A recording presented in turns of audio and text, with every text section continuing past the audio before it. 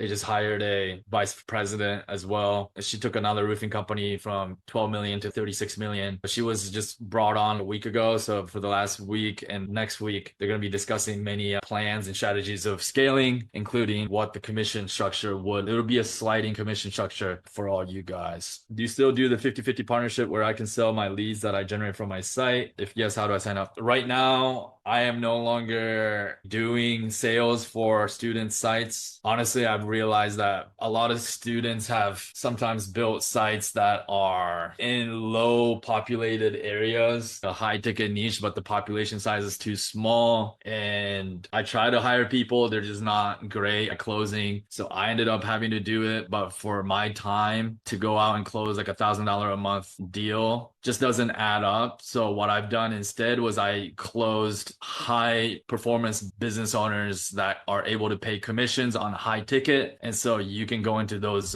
zones. So that's what the Chicago roofing opportunity is about. So if you go to epay.com/Chicago-roofing, these are the areas where they service all types of roofing, this area as well. And if you're interested in that, you can just start building sites. Again, once it's generating leads, I have access to their CRM. We'll create automation so that every job they close, you're going to get paid commission. I've said in many previous lives that these are the real deal. They can close jobs better than most companies. Not only that, they can close commercial roofing jobs. Recently, they closed a $350,000 job. Now, I'll have commissions on what you would make off of a huge job like that, but it will be big money because they're not just going to pay us per lead. They're going to pay us a commission off the top. So be on the lookout for that. All right. Hey, Pei, you mentioned a while back about building the brand name to make it pop above our website link and SERPs by putting the brand name in the beginning of each meta tag. But I've had that on Tree site for over 7 months now, but it still hasn't been turned into a brand name above the web link. I also created a YouTube video, GVP updates. Also, I want to ask about whether or not you still feel it's better to create site as location service domain or just create random brand name like Tyler and Jarrett have been teaching so that it looks more legit for customers. And it is not suspended as GBP when you make it using a brand name instead of a city service. Right. So for me, in order to really comprehensively answer this question, I have to bring up some examples. My mind goes to some of the niches that I've been researching for some of my Done For You students over the last week. Like, guys, I'm literally handpicking the niche and the service and specifically what brand name I'm going to pick for that niche service and the city for these students, right? So I've been doing a lot of due diligence. So all those examples come to mind, right? However, I don't want to expose those students' niches. So I have to come up with examples on the fly. Let me just pick roofing, but I'm going to pick a completely different city so that if I find a good niche like in Chicago or something, I don't want like a bunch of students going into that, right? So I'm just going to pick a random city. So let me just pick Dallas, right? Some people might search that, right? Now, when it's a city size, keywords everywhere is going to tell me it's like 3,600 monthly search. All right. And as you can see, brand name with Dallas appearing pretty prominent at the top. And this keyword I can see is getting searched volume. So in these kind of situations, I do actually want to put the city name into the domain.